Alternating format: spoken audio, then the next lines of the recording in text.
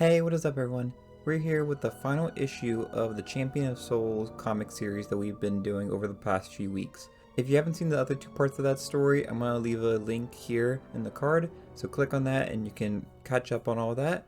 But to quickly recap where we left off in the last issue ended with Pendragon and a whole bunch of ships going to attack Grey Marrow and trying to rid the Sea of Thieves of him. It didn't really go as planned, and it ended up with Pendragon's ship ending up at Shipwreck Bay, which we can see currently in game.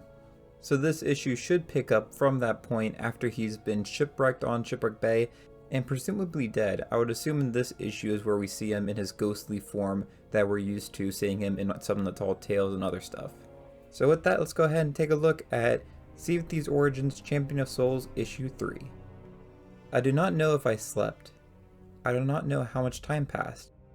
I know only that sometime in the midst of the crash, my eyes were closed, because I remember waking with a start, and seeing the ruins of my life and my ship around me. It took me time to find my voice. When it did, it came hoarse and jagged. "Ahoy crew! I'm in here! I'm trapped!" There is no answer, so cruel to a captain's ear than silence. And in the silence came the memory of what had happened. "Rodriguez! Done!" And poor Anna Cavendish, whom I was sworn to protect.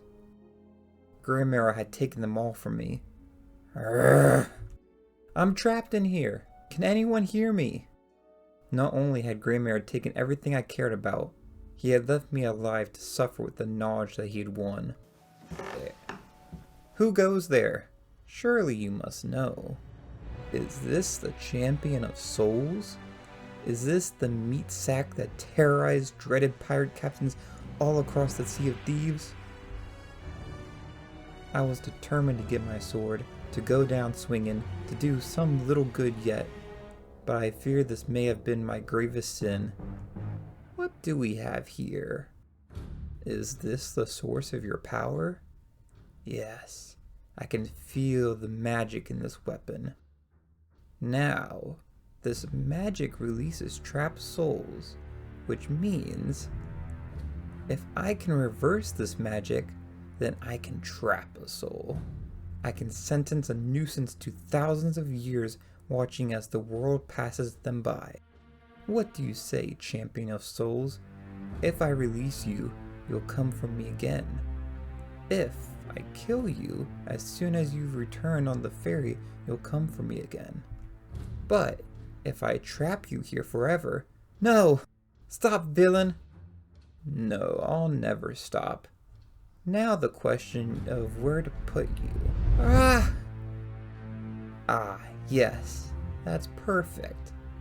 I had underestimated Grey Marrow's cruelty, and now I would have an eternity to regret it. I don't need it, and I can't have anyone else finding it, so you can keep it for all the good it will do you. To be a soul trapped without a body is a difficult thing to explain. Without a body, one has no need of sleep, and no method by which to close one's eyes if one wanted to. It is most like that feeling, if you have ever felt it, of an anxious mind inside an exhausted body. One longs for slumber, but it refuses to come. One can only look on and imagine how they might have lived better. One thinks about what one would do were it still possible to have an impact on the world. But instead, one is forced to keep a constant vigil. When there are no eyes to be shut, one cannot choose not to see. I do not know how long I waited and watched. It seemed like an eternity. But then, for the first time in ages, someone spoke to me. "Oi there, old-timer. This old bilge-rat have you out in a minute." And all the time I'd been there, no one had ever acknowledged me. And he freed me from my prison. "You've released me. Thank you for this kindness. It was more than mere kindness, friend. The world has need of ye." That man, he told me what had happened after my time, of the bloody swath of murder and mayhem Grey Marrow carved through the Sea of Thieves, and how he had used that cursed magic he learned from my sword to entrap the spirits of others. I had missed my chance for vengeance, as Greymarrow had long since been turned to dust by pirates more able than I. But there were still many other souls trapped, just as I had been. Very well. I shall make up for the darkness I have allowed to thrive in this land. Now, where is my lantern? Ah, there it is. The lantern casts its light. Jim, what devilry is this? Why can I not lift my lantern? The lantern casts its light upon the dead. Only the living can wield it, friend. The Sword of Souls is bound to you, so ye will have no issue with that. But I'm afraid you'll need help to use the lantern. Find yourself a quill and write down everything I'm about to tell ye. The Sea of Thieves is full of them what hungers for a quest these days. Now as to those lost souls, and sure enough, aid found me. Finer sailors and pirates than I could have asked for, they pledged to help me free the bound souls of those attacked by a fell ship called the Ashen Dragon. First came the soul of poor drowned Captain Martha Jane. Then came the haired soul of the pursued Captain Randall Stone. We traced his path as he fled from one island to the next. It did me good to see him finally able to rest. I must admit, my first task yet unfinished, my mind began to wander to all the great things I might achieve. I felt sure the new age of the Champion of Souls was upon us. This story had but one captain left. I believed him to be the last victim of the Ashen Dragon. The captain's name was a mystery to me. Such was my haste, I never stopped to ask why his remains were treated with such honor by these marauders. And that was when I doomed the world a second time.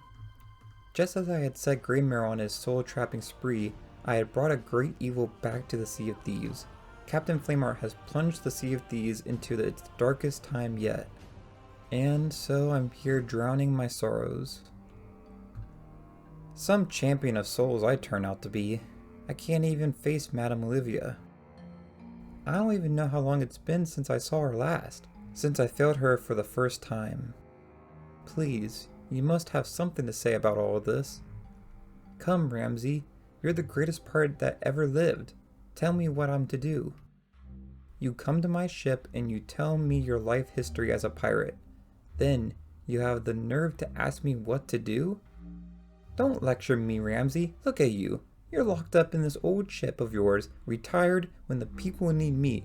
They need you. Perhaps you do have it right. Perhaps I should just retire like you. You're not the first one to make a mistake, but begging for orders, man, that's no way for a pirate to behave. Look at me. There's always time to set things straight. Trust me when I say that, when we are judged, it won't be just on the bad actions. It'll be on the sum total of what you do, the good and the bad. Until then, you have every passage of the moon and sun to fix that balance. Unless you decide to stay here and drink it all away. You can decide if your journey's truly over. Pardon, are you the one called Sir Arthur Pendragon? I am. Sir, Stitcher Jim has returned. Well, bully for him. Sir, on his boat he carries a chest of rage. Does he? What do you want me to do about it, friend? Can't you see I'm sharing a grog with the good captain?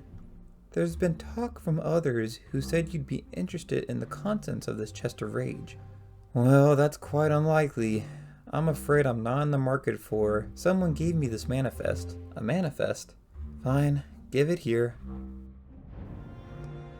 3 souls. Rodriguez, Dunn, Cavendish. What is it, Pendragon? What moves you so? Is this genuine? Is it true? As true as anything out there. I swore to protect these seas, and God help me, I've done so as well as I know how. But I made an oath well before that one, and if by any means I can save Anna Cavendish, I am honor bound to do it. Now that is a worthy quest. Do you all hear this? The Champion of Souls is back on his feet and headed to the seas. Huzzah! And he shall have all the support I can offer. My pirate legends, my resources, whatever he asks, it is at his service. So let's hear it, Champion. What do you? Oh? Look at that. gone in a flash. The man truly has a fire lit under him. All hail the champion of souls. It doesn't seem your story's over just yet. So that is my story, but only so far, for there is a great deal more balancing to be done before I am judged. I am Arthur Pendragon, the champion of souls, and this is the beginning of my next great adventure. The end. So that wraps up the final part of the Champion of Souls story. So this one was interesting. It actually went a little bit of a different direction than I was expecting. I wasn't expecting to go over the stuff that we had in the Tall Tale, but it's interesting to see the Seabound Soul in kind of a different perspective, and it's interesting to see like us as the players from Pendragon's perspective. So I really like this issue. I'd love to hear what y'all thought about these 3 comics in the comments below, and let me know if you want to see more comics like this in the future. I'm not too sure how many I have left that I haven't done already. If you're interested in the other ones, you can definitely check those out. I'll leave a link here for you to check those out. But these 3 videos really did take a long time to make, and I hope you all really enjoyed it. If you did, I would love it if you left a like and subscribe. But until next time, thanks for watching, and I'll see y'all next time. Bye y'all.